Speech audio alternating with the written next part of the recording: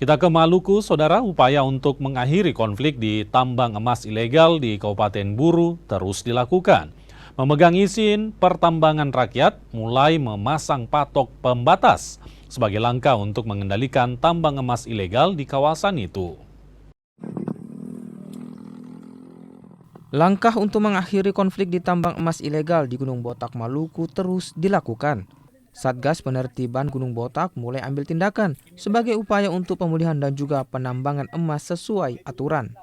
Salah satunya dengan memberikan hak pengelolaan tambang pada sejumlah koperasi. Total, ada 10 koperasi yang ditunjuk sebagai pemegang izin pertambangan rakyat. Koperasi ini pun mulai memasang patok pembatas pembagian wilayah penambangan emas. Harus diberi tanda sehingga kerja-kerja koperasi di dalam upaya untuk memanfaatkan potensi sumber daya alam itu berada pada lahan miliknya.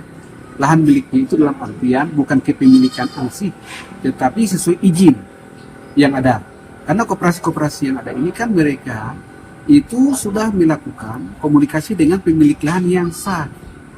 Karena mereka ini kan anak-anak adat, tidak ada orang lain ya, yang masuk dalam koperasi itu. Ini anak-anak adat sendiri. Total luas wilayah pertambangan rakyat di Gunung Botak mencapai 24.900 hektar.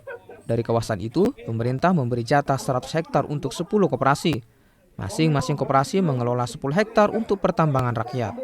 Yahya Lating, Kompas TV Ambon, Maluku.